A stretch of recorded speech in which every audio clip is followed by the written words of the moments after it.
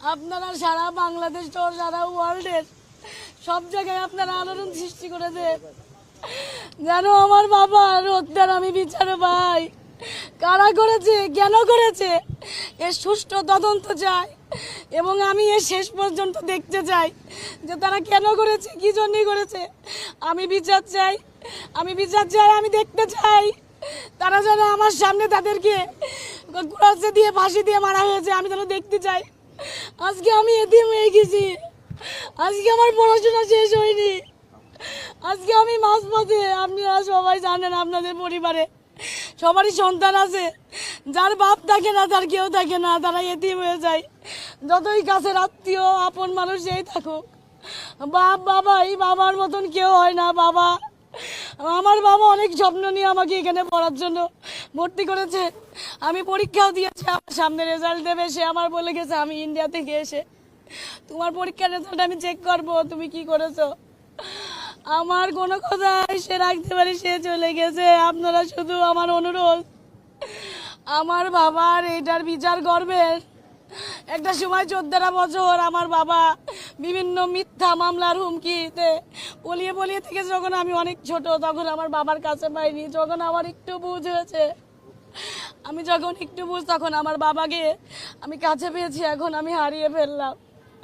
আপনাদের কাছে আমার অনুরোধ, আপনারা আমার বড় ভাই কি আমার বাবার মতন, আপনারা আমাকে সহযোগিতা করবেন। আমি আমার বাবার হত্যার বিচার চাই এবং আমি নিজে সচক্ষে আমি দেখতে চাই আমাকে কারা এতিম করলো, কেন করলো এভাবে।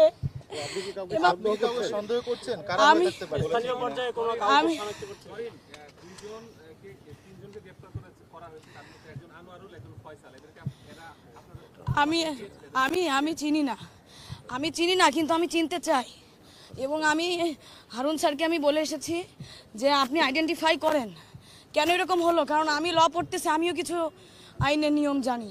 আপনি ইনভেস্টিগেশন করুন, আপনি দেখুন তারা কারা, আমাকে চিনান, দরকার আমি চিনতে চাই, আমি প্রকাশ্যে তাদের মৃত্যু দেখতে চাই।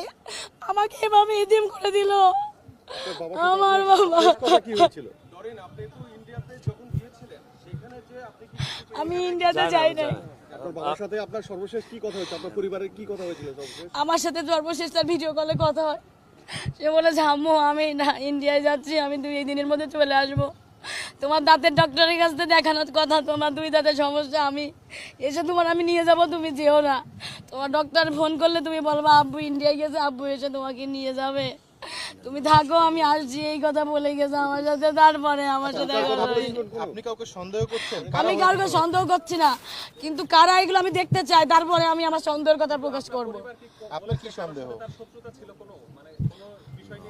না, আমি এরকম কোনো কিছু পাচ্ছি না, এরকম কোনো কিছু আমি এখনো পাইনি। কিন্তু যাদের আসামি ধরা হচ্ছে বা ধরা হয়েছে, যাদেরকে এখনো ধরার পরিকল্পনা চলছে, তাদেরকে আমি ধরতে বলেছি এবং আমি সহযোগিতা চাচ্ছি, তাদের ধরুক, তাহলে অবশ্যই কোনো না কোনো কিছু বেরিয়ে আসবে। আমি কোনো কিছুই জানি না, আমি জানলে আমি তো তাহলে জেনেই যেতাম। আমার বাবা, আমি কি চাইবো?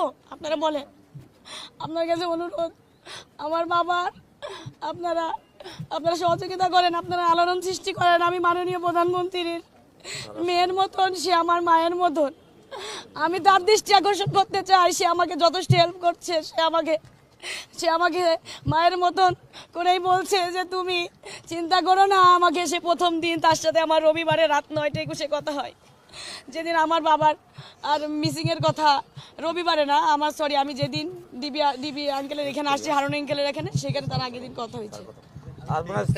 প্রধানমন্ত্রীর হস্তক্ষেপ কামনা করছি, সে করছে, প্রধানমন্ত্রী আমার আশ্বস্ত করেছে, আমি ইনভেস্টিগেশন চালাচ্ছি, আমি সব রকম চেষ্টা করতেছি।